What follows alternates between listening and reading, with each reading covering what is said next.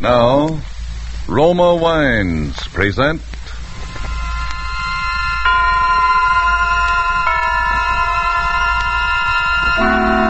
Suspense.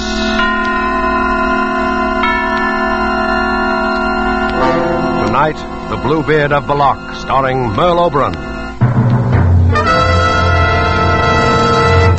Suspense is presented for your enjoyment by Roma Wines. That's R-O-M-A, Roma Wines. Those excellent California wines that can add so much pleasantness to the way you live, to your happiness in entertaining guests, to your enjoyment of everyday meals. Yes, right now a glassful would be very pleasant as Roma Wines bring you Suspense. This is the man in black, here for the Roma Wine Company of Fresno, California, who tonight from Hollywood bring you a star, Miss Merle Oberon, and a suspense play inspired by an actual recent news item from occupied France. And so with The Bluebeard of Ballac, and with the performance of Merle Oberon, we again hope to keep you in suspense.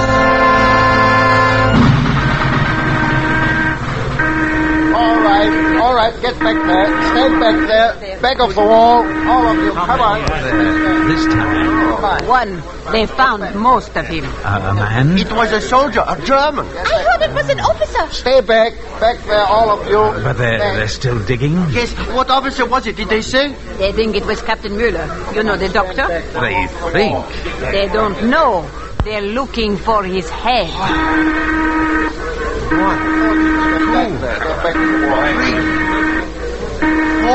It's an announcement about this. Of course, they found the body, identify the body. Why don't they identify him? Identify him? The Bluebeard. Why don't they find out who he is? Listen. Achtung, Achtung, villagers of Ballac, Saint-Jean, Bralagnon, Flumet, Achtung. This morning's victim of the Bluebeard of Ballac is identified as Captain Franz Müller, medical officer attached to the staff of Colonel Strelitz. They'll catch him now. And for the first time, the Bluebeard himself has been seen, and a description has been provided. He is described as being of medium height, broad-shouldered, heavy-set. Monsieur, His Monsieur, hair please. is dark brown to Yes? black. When seen I must speak with Colonel Strelitz. Is he here? I have information. Information about what? About the Bluebeard. Is the Colonel here? He's in the staff car, over there. Please take me to him. I must see him. And who are you? Cécile Combray, Madame Combray. I live on the road to Flumet, just outside the village. Well, all right, come along, madame. Is that the Colonel sitting in the back of the car? Yes, wait here. I'll see. Oberst Strelitz, Corporal Brecht. Corporal. Herr Oberst, das ist eine Frau vom Dorf hier. Eine Madame Combray. Die hat angeblich Informationen über den Blaubart. Naja, wahrscheinlich hier so ein hysterisches Frauenzimmer, Herr Oberst. Was können wir noch machen? Das ist immer eine Möglichkeit. Wo ist sie? Dort drüben, Herr Oberst. Ich habe ihr gesagt, sie soll warten. In Ordnung. So herkommen. Jawohl, Herr Oberst. The Colonel will see you, madam. Oh, thank you. Das ist Madame Combray, Herr Oberst. Madame, this is my aide, Lieutenant Kreutzer. It was kind of you to let me speak with you, Monsieur. Kind, naturally, madame. When we were told you have information about the Bluebeard. Yes, I have. We can't overlook anything. Now that he's killed one of my own officers. I know. And I am next. So? The Bluebeard is going to kill me. He's going to kill me tonight unless you help me. Unless you come home with me and stop him. This is your information? Yes. Why, every woman in Ballac believes she's next on the Bluebeard's list. But I know. Madame, the Colonel's time is valuable. We thought you had real information. You don't expect us simply because you hysterically believe... No, please. I know, Colonel Strelitz. How can you know? Because, Monsieur. Because the Bluebeard is my husband. Why? Your husband? Dr. Pierre Combray. Yes. He's the man you're looking for. I've known it for a long time. He is the Bluebeard.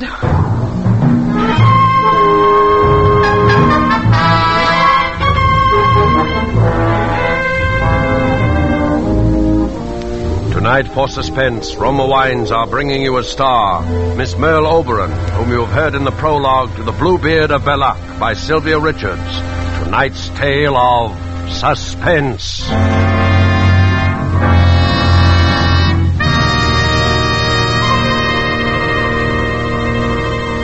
In many foreign lands, wherever wine connoisseurs gather, they enthusiastically praise the distinguished character of Roma wines.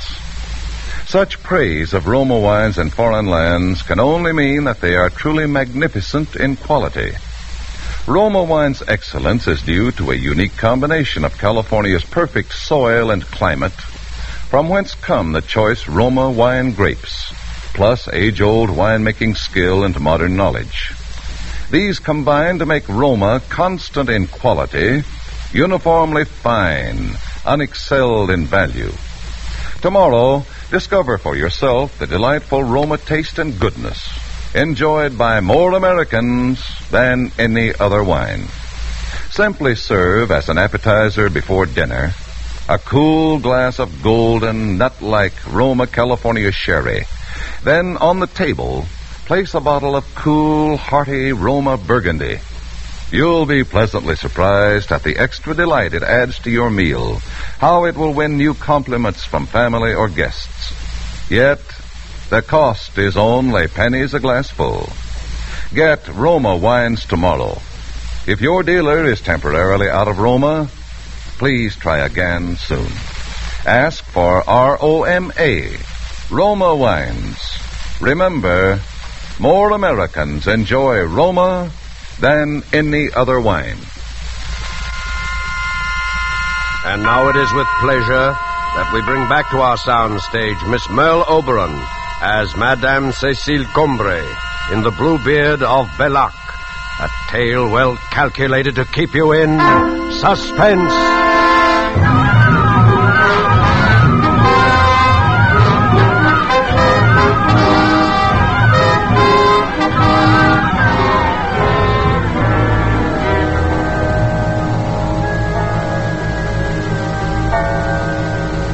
11 o'clock. He'll be here in an hour. And if you would not come here with me... You have nothing to fear, madame.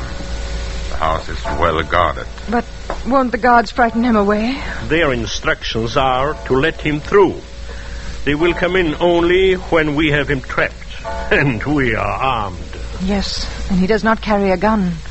You know he uses a knife. Madame Combray, why didn't you come to us before, if you knew your husband was a Bluebeard? First, I wasn't sure. Then, when I was sure, well, he was still my husband. Then why now? Because now he will kill me, and I'm afraid. I knew when he went away with the body of Captain Muller yesterday. Well, you saw the captain? Yes, I saw it. And when Pierre looked at me, I knew he'd kill me tonight. Yes, he may try. It's been weeks of fear. And the night, the endless nights. Have you been married long, madame? Long? No, less than a year. You aren't French, are you? No, I'm English. I spent a summer in Flomé about 4 years ago, and I liked it, so I stayed. I taught English in the village school there. And Dr. Combray? About a year ago, there was an epidemic in Flomé, and he, Pierre, came there to help. He seemed to me when I met him to be very kind, a very noble man. Of course, I didn't know him well, but when he asked me to marry him, I was very happy. The morning after we were married, he brought me here to Ballac, to this house which has been his family's for many generations. It was a beautiful morning, early spring. We came, as you did tonight, up the hill past the summer house to the front door. Well, here it is, Madame Combray. Come, I'll carry you over the threshold. Oh, careful, Pierre. Don't drop me. No chance of that. Now, this is the hall. Shall I carry you on from room to room? Oh, Pierre, no. Put me down. Very well. Come this way. Now, here is the parlor. Oh, Hello, Captain Mueller. Good morning, Doctor. I've been waiting. I hope you don't mind. They said you'd be back this morning, the people down the road. Yes, I was held up by my wedding. Your wedding? Oh, I'm sorry. Cecile, this is Captain Mueller, the medical officer in charge with Colonel Strelitz. Captain, my wife, Cecile. How do you do, Herr Mueller? Well, Doctor, I congratulate you. I see even an epidemic can be useful. That's one way of looking at it. So what's up, Mueller? What, I wanted you to come in tomorrow to help with the vaccinations. About 150 are going out and we need help. The last lot carried typhoid. I'll be glad to have what time? Well, they're leaving at noon now. If you're there at 8 o'clock, we'll have enough time. I'll be there. Very well, Doctor. Madame, tomorrow then. Heil Hitler. Heil Hitler. Now, we go on with our tour. Follow me. Pierre, who's to be vaccinated tomorrow? All labor draftees being sent to Germany. This is the kitchen. The stairs go up from here. What's upstairs? Well, off that first landing there are several bedrooms, mine and others, and on the floor above still more. Before the war there were servants. And this is a pantry? Yes. And this door? Where is it? It's locked. What is it? Oh, that is an old wine cellar. It's not used. A cellar? Do you have a key? There's nothing down there, Cecile, that would interest you. But I'd like to see. We might be able to grow mushrooms. No, Cecile, it can't be used. Oh, let's look, Pierre. Where's the key? Cecile. Yes? That door must stay locked. But Pierre... You understand? Yes, but why? No matter what happens, you must never try to go down there. Never.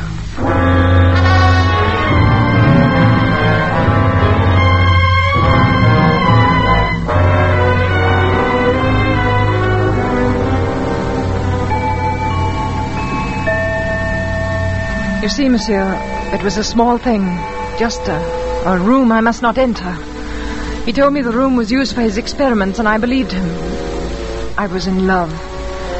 But there were other things, and they added up to fear. Just the taste of fear. A shadow so light, I didn't know it was there. It was first of all the gossip I heard in the village when I went to market. Good morning, Madame Cambrai. You're late today. Pierre worked late last night. Is there any milk, Madame Beauchet? I can let you have a pint. Oh, well, if that's all. Does the doctor work often at night? Quite often, in his laboratory. No, I could not bear a man who pottered around after dark. But it's his profession. Maybe, but I would not sleep a wink. Not with this Bluebeard about. No, I like a man who is steady, so I know what he's up to. Oh, how can you bear to live in that big, depressing house? Oh, but I love it. Well, you're young. I suppose it's romantic to you. It's no place for a woman to be alone. You know the first Madame Cambrai? She died there. Yes, Pierre told me. But I know he did everything he could. Oh, yeah? It was very sudden. Typhoid can be very sudden. Yes, the certificate said typhoid. That's why her coffin was sealed. Oh. Jean, what is it? What's happened? Everyone's running. There's an announcement, madame. They know who one of them is. One of whom? There were 3 last night. One of them was a man. 3? Why, the Bluebeard. He killed 3 in one night. Cut them to bits. Oh, how horrible. All sliced up and scattered around, Madame Cambrai. You should have seen. Oh, no. Where were they? In the meadow north of the church. Why, that's near your house. The meadow? Yes, Madame Cambrai. If you had been awake, you would have heard him. You or the doctor.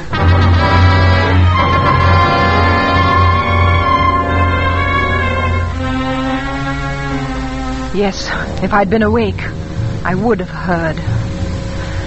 And one night, I was awake. My husband and I had gone to bed early, and I slept well. I'd worked in the garden most of the afternoon. Shortly after 11, some sound woke me. It may have been only an owl's screech. I lay in the dark and listened. I didn't hear it again. Then I heard another sound. And I saw there was a little moonlight, that my husband was out of bed and that he was dressing. Pierre. Oh, did I wake you? Pierre, what is it? Nothing, Cecile. Go back to sleep. Is someone ill? Did someone come for you? I've got to go out. Go back to sleep, Cecile. I won't be long. Something woke me. I heard a sound. I'm sorry. Did someone come for you? Was it Captain Muller? No. Who was it, Pierre? Who's ill? No one you know. Where are you going, Pierre? Do you have to go far? Go back to sleep. I won't be long. But, Pierre... I'm sorry I woke you. But you didn't. I'm sure I heard... Cecile, it's best that you go back to sleep. I just wondered... It's best for you. Good night, Cecile.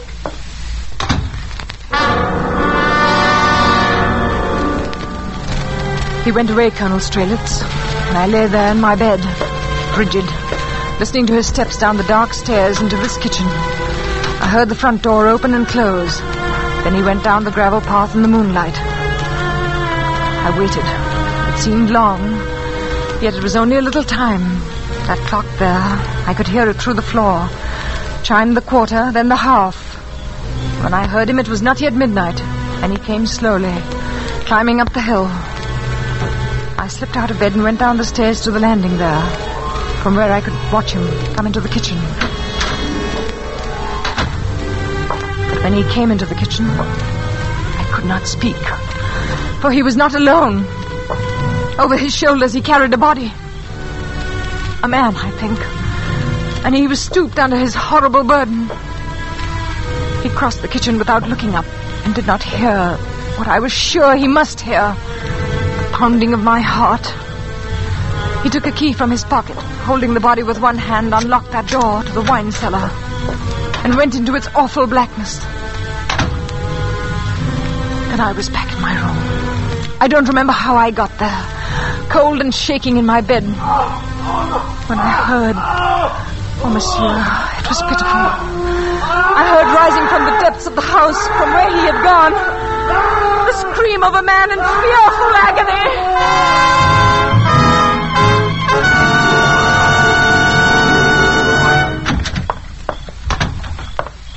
Cecile? Yes, Pierre. You are still awake. No, Pierre, I told you to go back to sleep. I was, Pierre, I But did. you are awake now.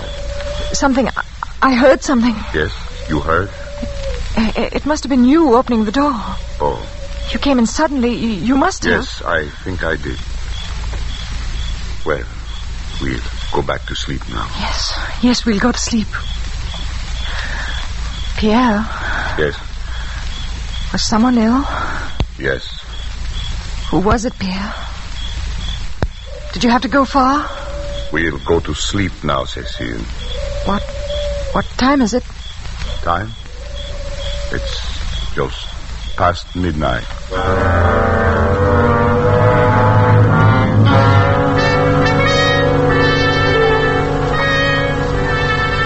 Midnight was usually the hour, his hour.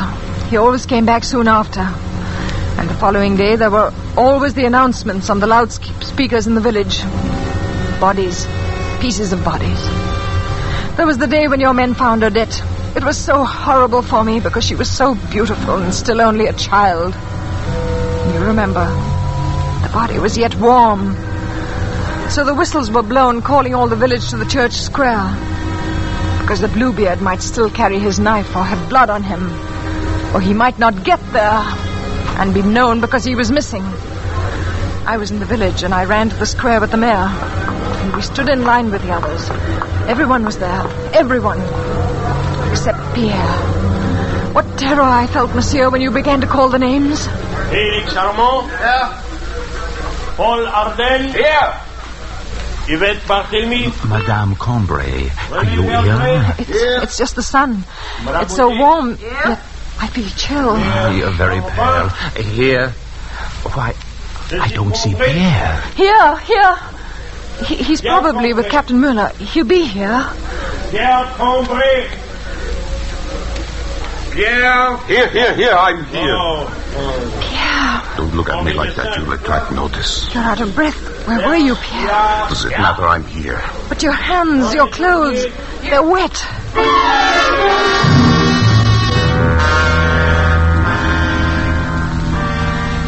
So you see, I still did not know. And I needed to be sure. I could not live unless I was sure. So I stole the key to the cellar. Yes, it was that easy, while he slept.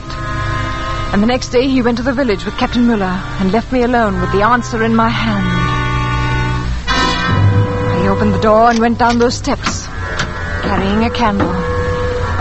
We will go down there in a moment, Colonel Strelitz, to wait for him, and you will see. There is a little room, bare and damp. By the candle's light, I saw there was something on the table. It was this case, filled with knives, surgical instruments. Not strange for a doctor, but there was blood on them, fresh blood. And there was more on the table, on the floor, and much blood on a sheet which I found thrown into the corner. I found the strength to get out and to lock the door again. I put the key back that night. So again, I did not know. I did not really know until yesterday. I was sewing in the front parlor, and Pierre was walking up and down because he had an appointment with Captain Muller. The captain was late. Devil, what's keeping Muller? Perhaps he got orders. More soldiers came into Ballac yesterday. Many more. Yes, I know, but that shouldn't keep him. There's something going on. They're getting ready for something. Yes, but why would Muller... Oh, do sit down, Pierre. Your walking makes me nervous. I've spoiled the seam and have to rip it out. Oh, I'm sorry. Some of the soldiers were searching houses yesterday. I don't know what they were looking for. Did they come here? Oh, no. At least, not while I was here. I was in the village most of the afternoon. That's when I saw the soldiers. And there's nothing here to look for. Is there, Pierre? That's it. Of course. Why didn't I think he's down there? Pierre, where are you going? I'm going down to this cellar, Cecile. I have work. Pierre, no. Not the captain. Yes, the captain and Cecile. I don't want you to be disturbed.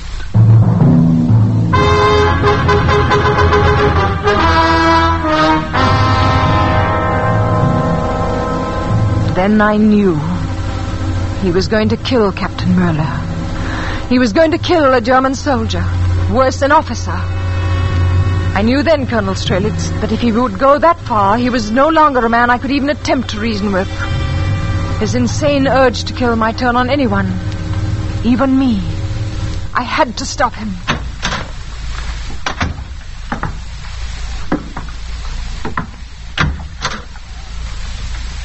Oh! Cecile, what are you doing? I told you not to come down here. You killed him. Cecile, now I'll have to... But I wasn't ready. It's not time. Captain Muller, they'll track you down. You can't get away. Be quiet. I warned you. I told you not to. Murder. You did it. You killed him and the others. Cecile, I told you, for your own sake, for both of us. What will you do now? Do? What do you think I'll have to do?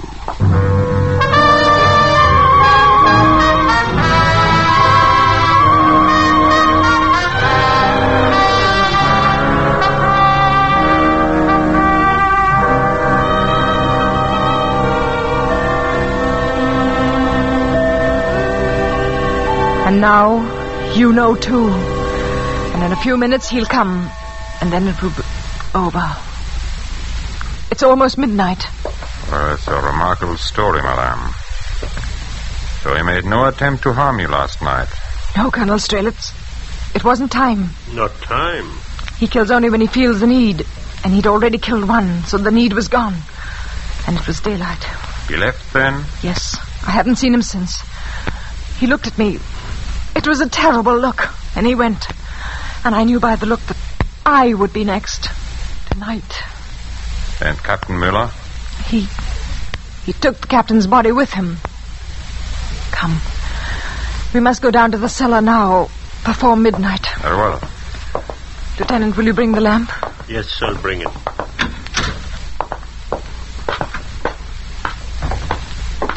You see, it's unlocked as he left it. Close the door behind you, Colonel. Well,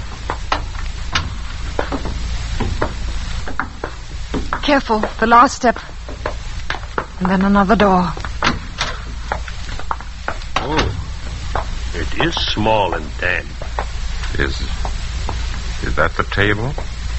Wait. Yes. Set the lamp there, Lieutenant. You can see the stairs. They are quite dry by now. I see. On the floor. Sit down, monsieur. There, where you can watch the door. I will stand here at the back, if you don't mind. You're right. It's safest for you. Listen. I heard the clock strike. And... yes. Listen. It's the door. Have you your guns? Shh, quiet. Yes, but we want to take him alive. You can. He's coming down.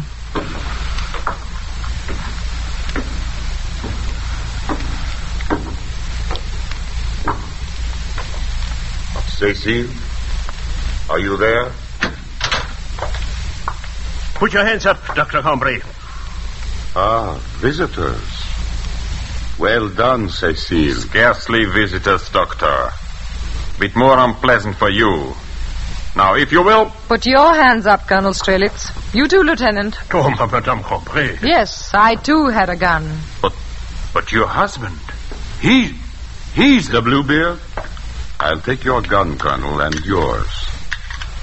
No, Colonel, I am no Bluebeard, as you knew very well.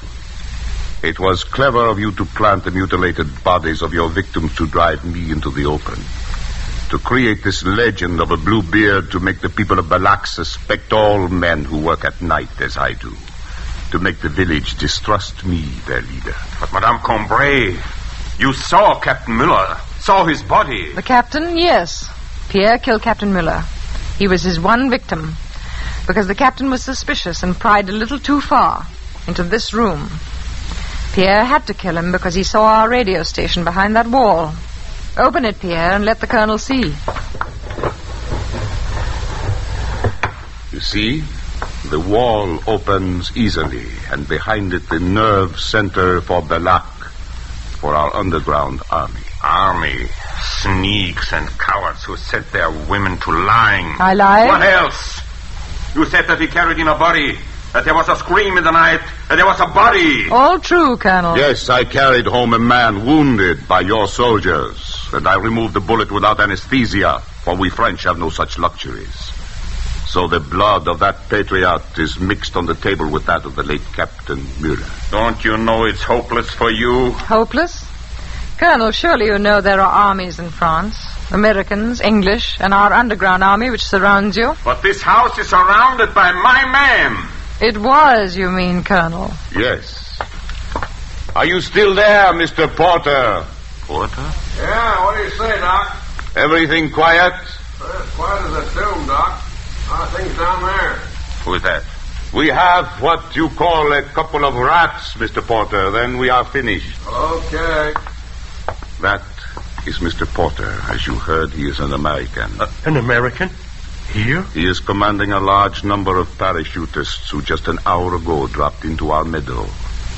And who a few minutes ago very quietly killed the guards you mentioned. Killed? My God. Yes, and since you were here in the cellar, unfortunately, you could not hear. But now, Pierre, you have your work to finish. Your work? I have orders from my army to kill you and the lieutenant. To secure this advance for our allies. So with Cecile's help, I set this little trap. Listen to me. You won't... Cecile, do you want to share the honor? No. For France? Yes. Oh! It is an honor.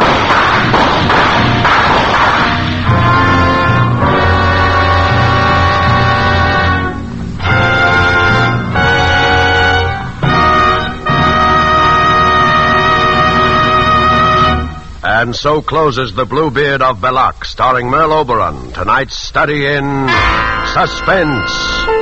Suspense is produced and directed by William Spear. Have you discovered how much good wine adds to the enjoyment of food? How Roma wine makes even the simplest, most inexpensive meals really exciting events. Well, all you need do is place on the table with the meal a cool bottle of hearty Roma California Burgundy. Serve it in any kind of glass. You will find it delicious with any food. And if you are entertaining guests, you will find Roma wine just the gracious, festive note that makes any dinner party or get-together a happy, compliment-arousing occasion. And remember, Roma wines cost you only pennies a glassful, so any home can afford the pleasure they add to everyday living, to entertaining. Ask for ROMA, Roma wines. Remember, more Americans enjoy Roma than any other wine. Merle Oberon is soon to be seen in the Columbia Technicolor production, A Song to Remember. Next Thursday, same time, you will hear Mr. Gene Kelly as star of Suspense. Presented by Roma Wines, ROMA. Made in California for enjoyment throughout the world.